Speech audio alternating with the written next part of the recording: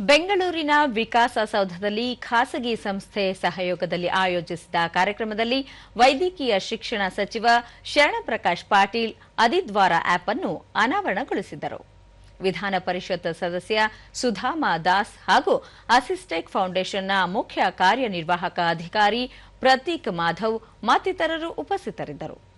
ಅದಿದ್ವಾರ ಉದ್ಯೋಗ ಮೇಳದ ಅಧಿಕೃತ ಲಾಂಛನವನ್ನು ಸಚಿವರು ಅನಾವರಣಗೊಳಿಸಿದರು. ಇದೇ ವೇಳೆ ಶರಣಪ್ರಕಾಶ್ ಪಾಟೀಲ್ ವಿಶೇಷ ಚೇತನರಿಗಾಗಿ ಇದೇ ವರ್ಷದ ಆಗಸ್ಟ್ನಲ್ಲಿ ವಿಶೇಷ ಉದ್ಯೋಗ ಮೇಳವನ್ನು ಬೆಂಗಳೂರಿನ ಕಂಠೀರವ ಕ್ರೀಡಾಂಗಣದಲ್ಲಿ ಆಯೋಜಿಸಲಾಗುವುದು ಎಂದು ಪ್ರಕಟಿಸಿದರು. ವಿಶೇಷ ಚೇತನರು ಯಾರಿಗಿಂತಲೂ ಕಡಿಮೆ ಇಲ್ಲ, ಅವರಲ್ಲಿಯೂ ಅಪಾರ ಪ್ರತಿಭೆ ಇದೆ.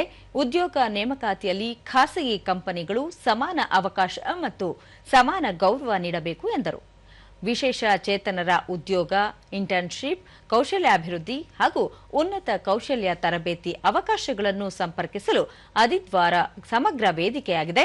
ಸಂಸ್ಥೆಗಳು ಉದ್ಯೋಗಾವಕಾಶಗಳನ್ನು ಪ್ರಕಟಿಸಿ ವೈವಿಧ್ಯಮಯ ಪ್ರತಿಭಾವಂತರನ್ನು ಆಯ್ಕೆ ಮಾಡಿಕೊಳ್ಳಲು ಈ ವೇದಿಕೆ ನೆರವಾಗಲಿದೆ ಎಂದರು.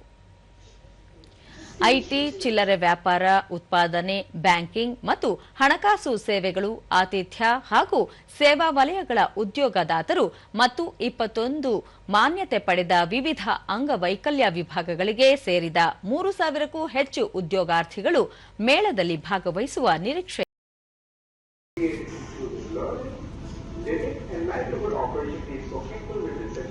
Helping them contribute just as much as anyone